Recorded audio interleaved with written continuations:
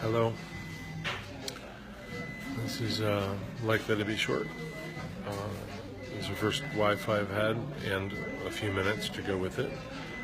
Workshop day, so teaching, travel, workshop, now travel home.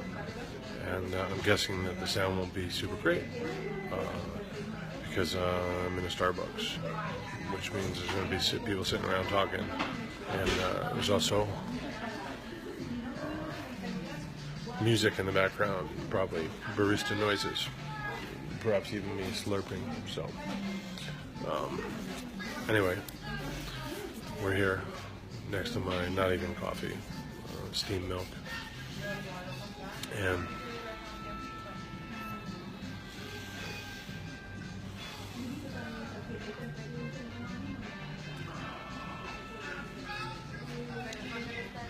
just had a conversation about addiction, so that's kind of on my mind. Just kind of post-workshop sort of feeling in the body, been worked out, been engaged in the brain, kind of sort of on, insofar as I was able to muster charismatically. So, addiction and the opinionless now. So addiction is really, can be seen from a meditative point of view as wanting something outside the now, or wanting the now to be different. And if we're wanting something outside the now, then we're not entirely in the now. And if we're wanting the now to be different, then we are at least partly outside the now, in that we're comparing it to something else. So our mind has to have two things in it, comparing the this to that, the now to other, or other way, other time, other place, other people, other expression of another now. And so to recognize addiction is not simply to recognize that, well, once again, the answer is just to stay in the now, to be in the now.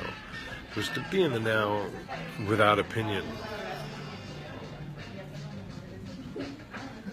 This doesn't mean that that's the only way to do it. But it is to recognize that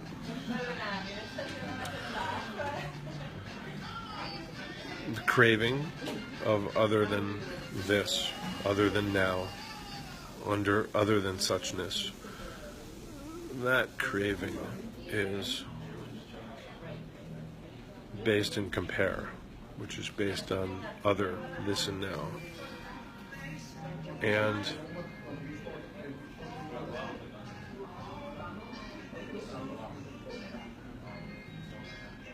if I'm craving in this moment, I'm not entirely in this moment, but I'm comparing it to something else. It doesn't mean that to have an opinion is to be addicted. It means that you can't be addicted without the opinion. You can't be addicted without the compare. You can't be addicted without the two. It doesn't mean you have to get to one, to singular oneness, to non-duality, to Mushin, in order to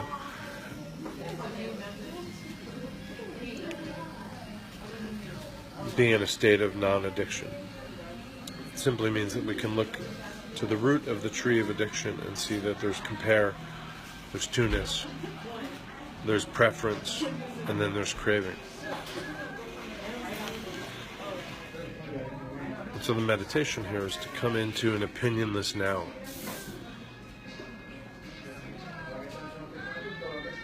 A now without compare. Even if you get a relatively sweet now, just, this is a good one.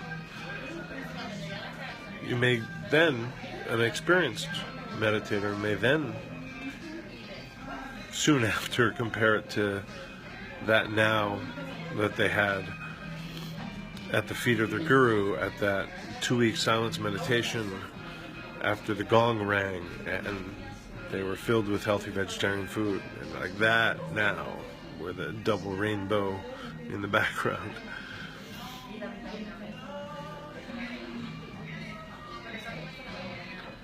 So this short meditation we're going to do in the Starbucks with somebody right next to me sat down, and they're playing a video on their phone without headphones, and there's people chatting over here, and there's people chatting here, and there's barista, and the music on, and the air blowing from the HVAC, and people coming in the door, talking, not talking, closing, hearing the breeze. There's a whole bunch of sort of imperfections.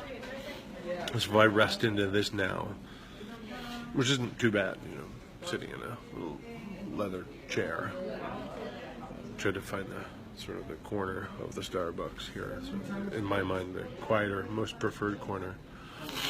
But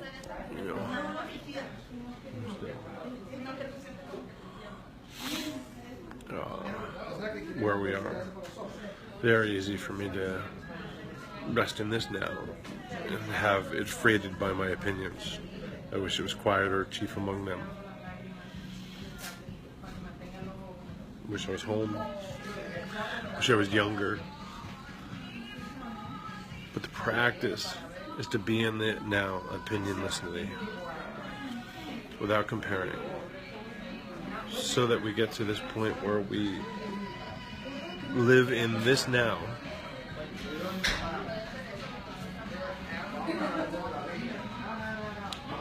and there is no other now.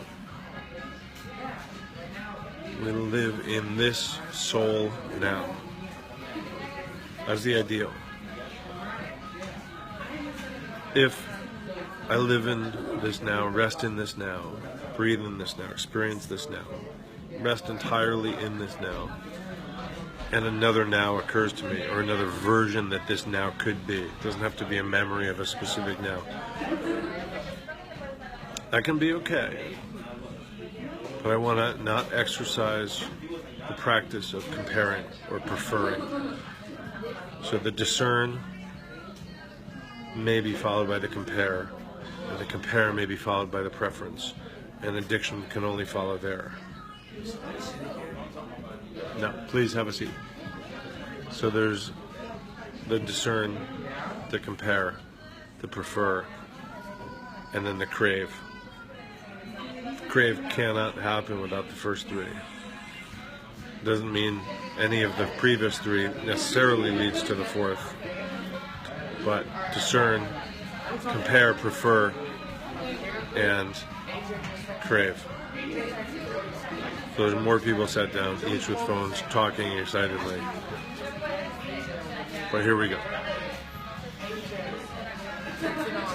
It can help to have your bare feet on the ground or your shoed feet on the floor to find the now. It can help to have your left hand on your lower center, your lower dantian.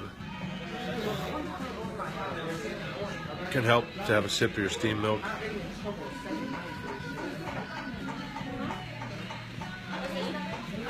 Here we go.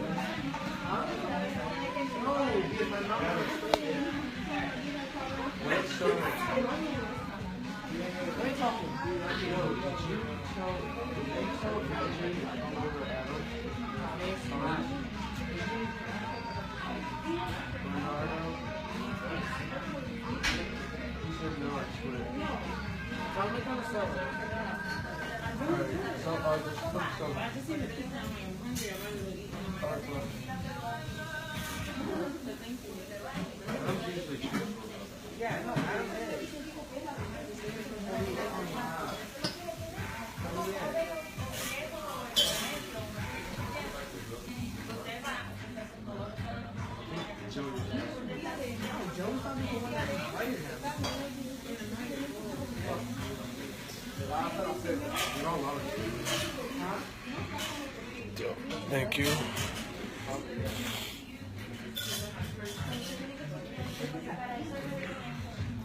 Thank you very much from Starbucks.